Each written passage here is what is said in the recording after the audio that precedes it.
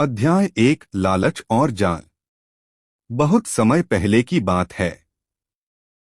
एक घना जंगल था जहां तरह तरह के पक्षी रहते थे। कबूतर, मैना, तोता, चिड़िया और भी बहुत से। वे रोज सुबह उड़ते, चहचहाते और खाने की तलाश में जंगल से बाहर निकलते। एक दिन एक चालाक शिकारी जंगल के पास आया। वह पक्षियों को पकड़कर बेचने का काम करता था।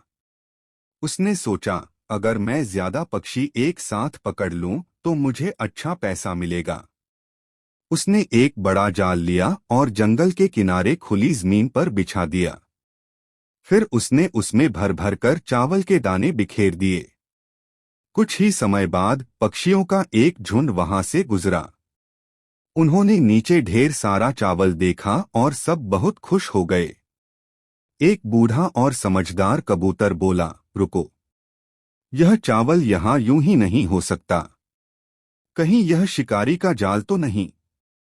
पर बाकी पक्षी उसकी बात को अनसुना कर बोले, अरे नहीं, इतने स्वादिष्ट चावल हमें कहाँ रोज मिलते हैं। हम भूख से मर रहे हैं। हम खाएंगे। वे सब नीचे उतर आए और चावल खाने लगे।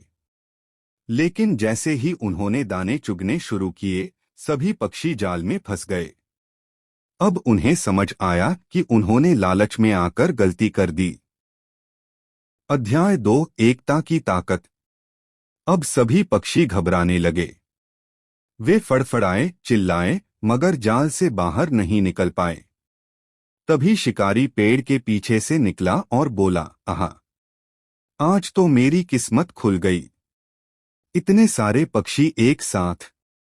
पक्षी बहुत डर गए। लेकिन तभी वही बूढ़ा कबूतर बोला, भाइयों, अब घबराने का समय नहीं है।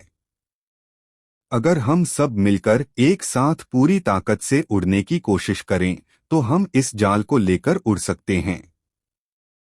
सभी पक्षियों ने उसकी बात मानी।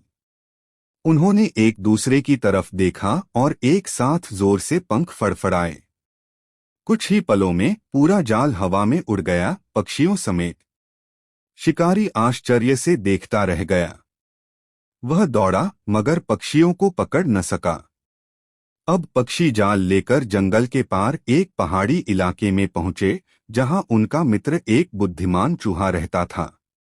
बूढ़ा कबूतर बोला, मित्र, हमारी मदद करो।